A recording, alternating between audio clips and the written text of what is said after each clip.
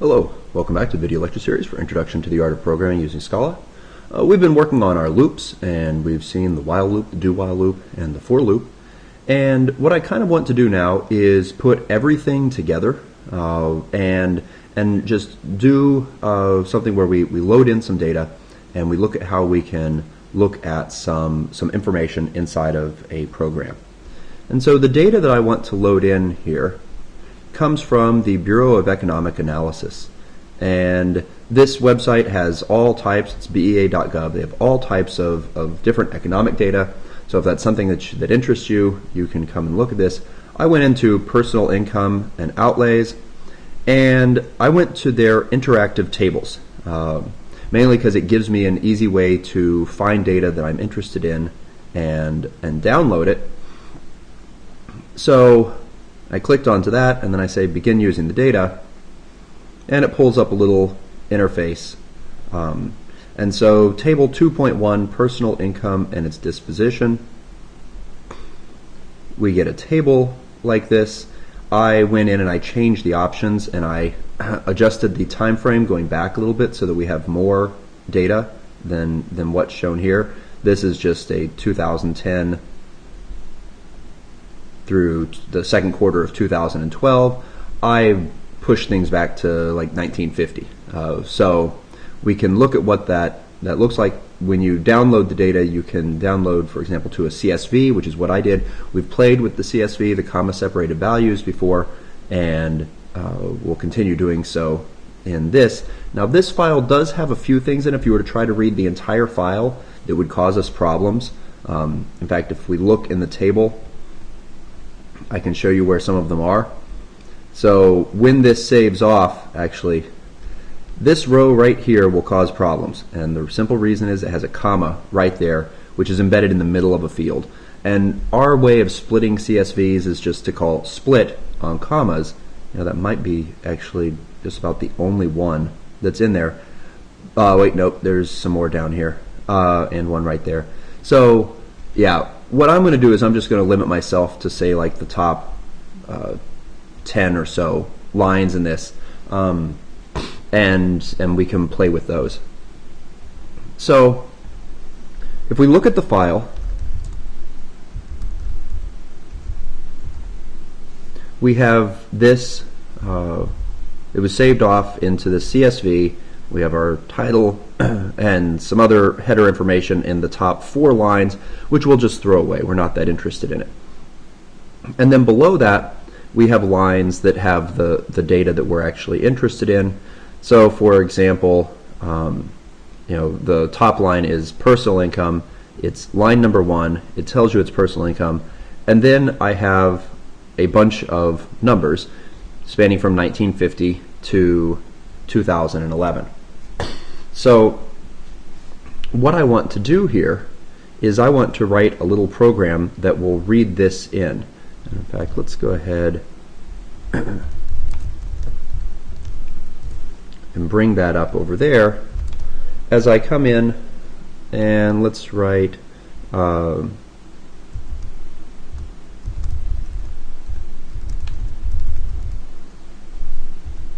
Scala file.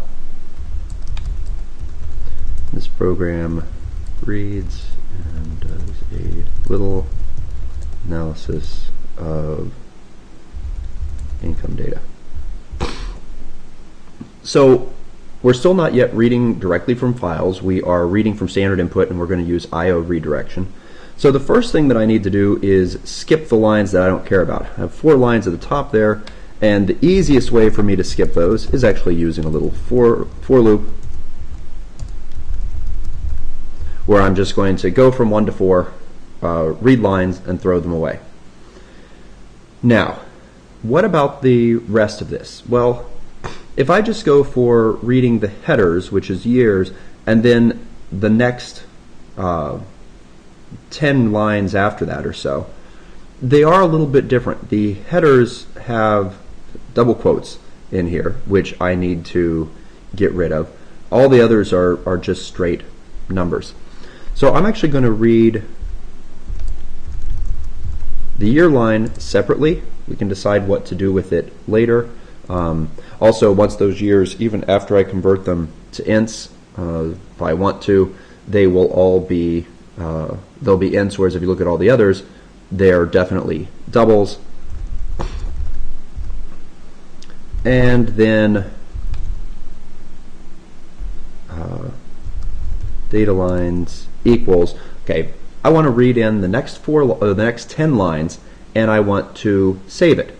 Well, once again, this is one of those places where our for loop will work nicely.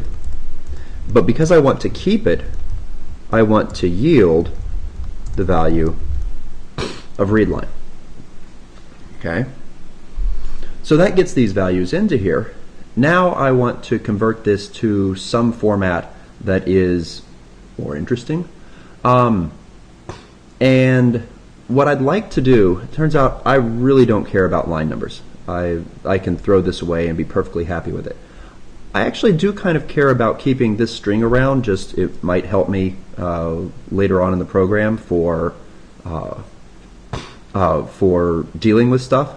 And of course what I really care most about are the numbers. So for each one of these lines, what I can do is I can convert it to a tuple. Okay, so let's go ahead and let's create a function def to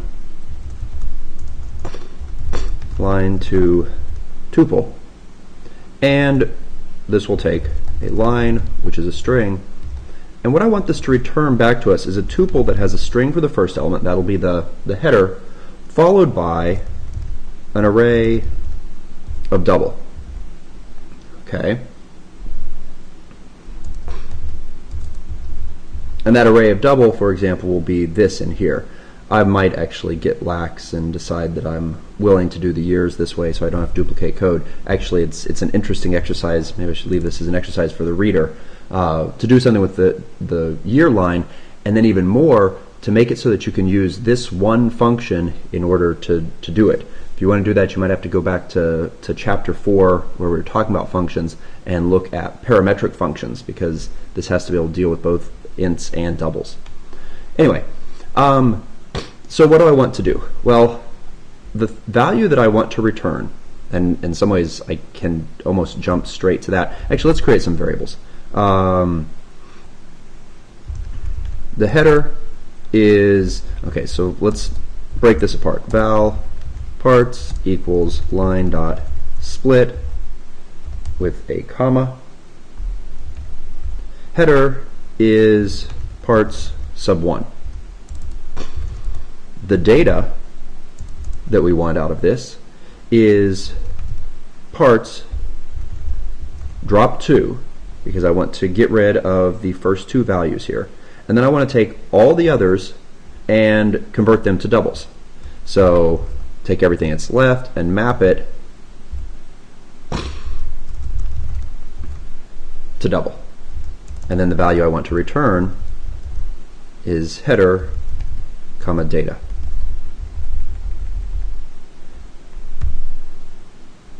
So for the stuff that is just our, let's call this income data. The income data is data lines mapped to line to tuple.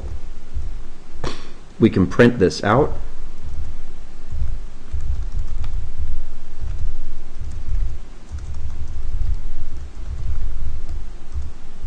Just to make sure that we have something. Scala on income data.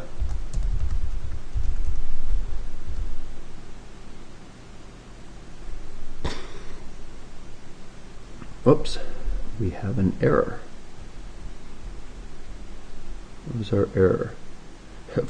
Okay, received. Somewhere in there, there is the string received in the part that we think, or that right now we're trying to convert to a double.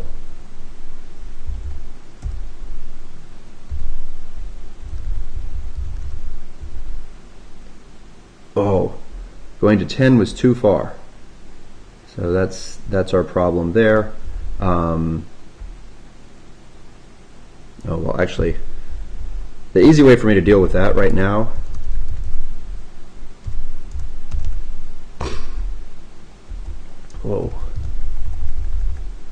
is delete that comma. Were there any others up in there that had headers with commas? No, no, no, no. Okay.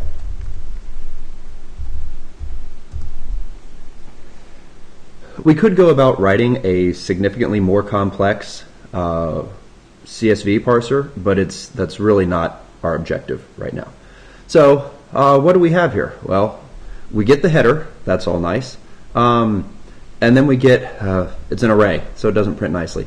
Also, the headers have a whole bunch of spaces that are buffering them out. I actually don't want that, so I'm going to go ahead and trim the headers. And so here, with just a little bit more effort,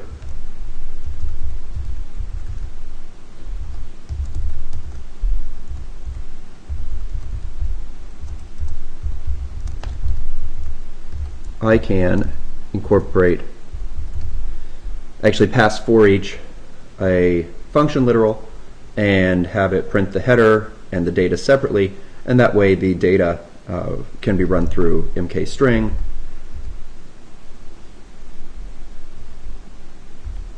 Oh, need one more close parens.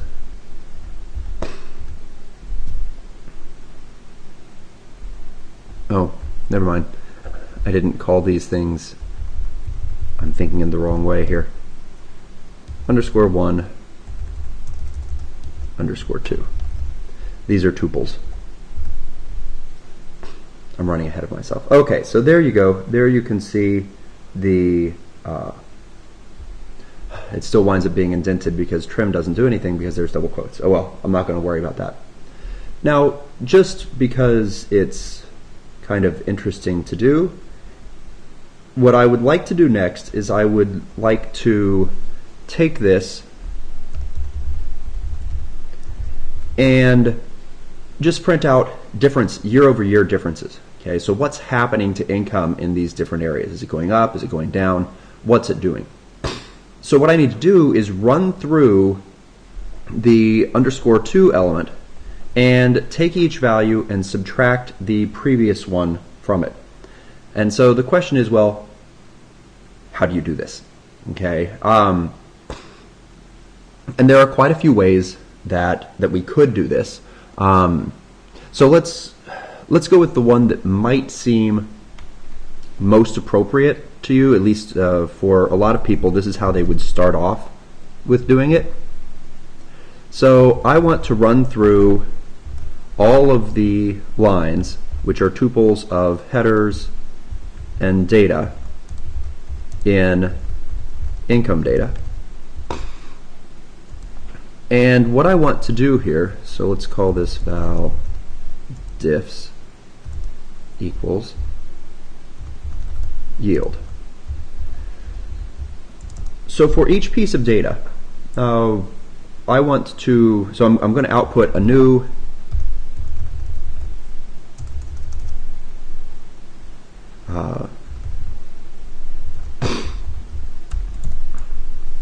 I'm going to put out a new tuple that has the same header, but now it has the differences running through all the data. So how do I get those differences?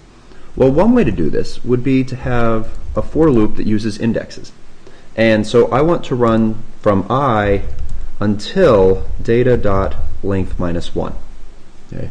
Why -1? Because I need to be taking each element, and I want to take each element and subtract it from the one that comes after it.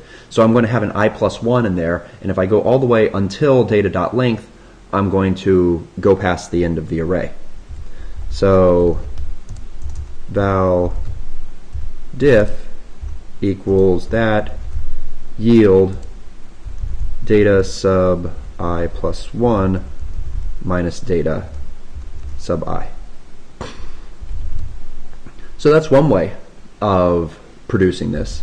And just to show that it works, how about we do a print line of diffs sub 0 dot underscore 2 dot mk string